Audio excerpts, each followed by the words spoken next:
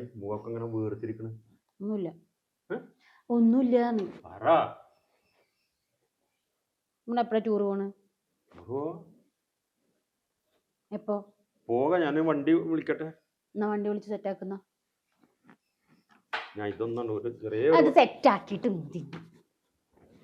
പിന്നെ ഇതിനായി ഇങ്ങനെ മുഖം വീർപ്പിരിക്കണ്.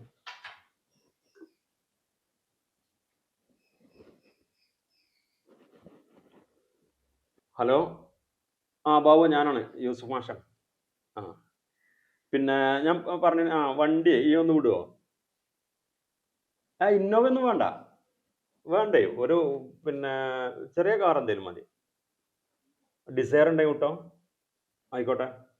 ഞാൻ ഫാമിലി അല്ലേ ഉള്ളൂ, ഞങ്ങൾ മാത്രമല്ലേ ഉള്ളൂ കേട്ടോ. ഓക്കെ, എന്നാൽ പെട്ടെന്ന് ആയിക്കോട്ടെ കേട്ടോ. ഞങ്ങൾ ഒക്കെ റെഡിയാണ്, പ്രശ്നമൊന്നുമില്ല. അപ്പോൾ തന്നെ ഇറങ്ങാം. ഓക്കെടാ, ബൈ.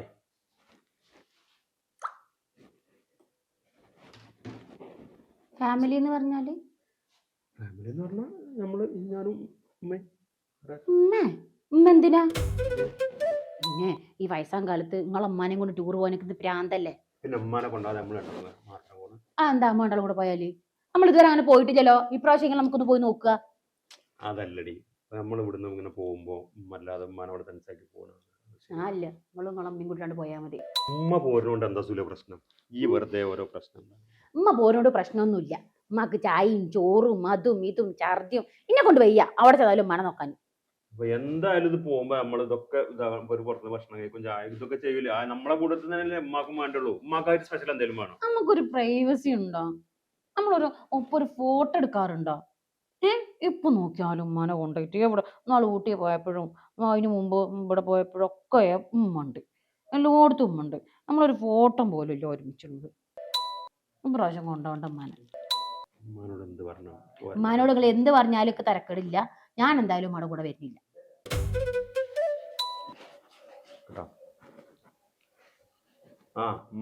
ചായ കുടിച്ചില്ലേ? ചായ കുടിച്ചുകൊണ്ടിരിക്ക. എത്തിയപ്പോ ടൂർ പോണോ കാര്യം തെറ്റായി? നിങ്ങൾ എപ്പോഴാ പോണ്? നമ്മളല്ലേ പോണത്. ഞാൻ പോരില്ല. ഉമ്മാക്ക് തീരെ വെച്ച പോരാന്. അതെന്താ എല്ലാരും ഒരുമിച്ച് പോകുമ്പോ രസല്ലേ? അത് രസല്ല. ഇച്ച് തീരെ വെച്ച. കാല് വേദന, ഊര വേദന. പിന്നെ അതറിയിച്ച് ഈ ചൊരൊക്കെ ഇങ്ങനെ കയറി ഇറങ്ങുമ്പോ വളവും തിരുവും എനിക്ക് ഛർദ്ദിച്ചാൻ വരും. അതൊക്കെ വലിയ ഗതികേടാ. നിങ്ങള് പോയിക്കാണ് സന്തോഷത്തിന്.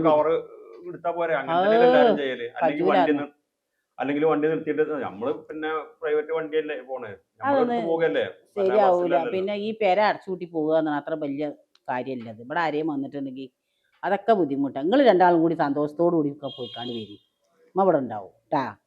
പക്ഷെ അങ്ങനത്തെ പ്രശ്നം. ഞാൻ വൈകുന്നേരം അളാപ്പാടൊക്കെ കൊണ്ട് കെടുക്കാനേ. നിങ്ങളും കൂടി പോരുകയാണെങ്കിൽ അതാണ് ഞങ്ങൾക്ക് വലിയ സന്തോഷം. ഒരു കാര്യം ചേച്ചി, നിങ്ങൾ രണ്ടാളും കൂടി സന്തോഷമായിക്കാണ്ട് വരി. പോയി വരി.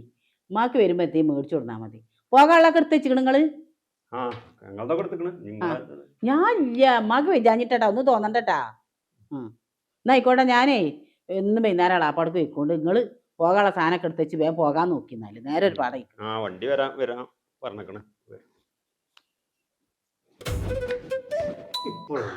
ഈ ഉമ്മാനല്ലേ ഈ കൊണ്ടോണ്ടെന്ന് പറഞ്ഞല്ലേ? ഇത്രയും സ്നേഹത്തോടെ നമ്മളോട് എത്ര ഇതിലും അമ്മ പറഞ്ഞു.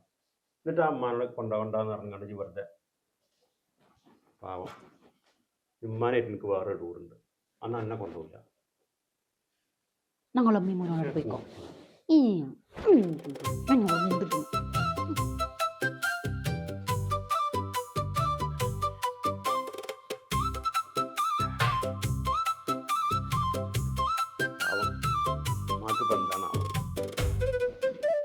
ഏതായാലും ഉമ്മാനൊന്ന്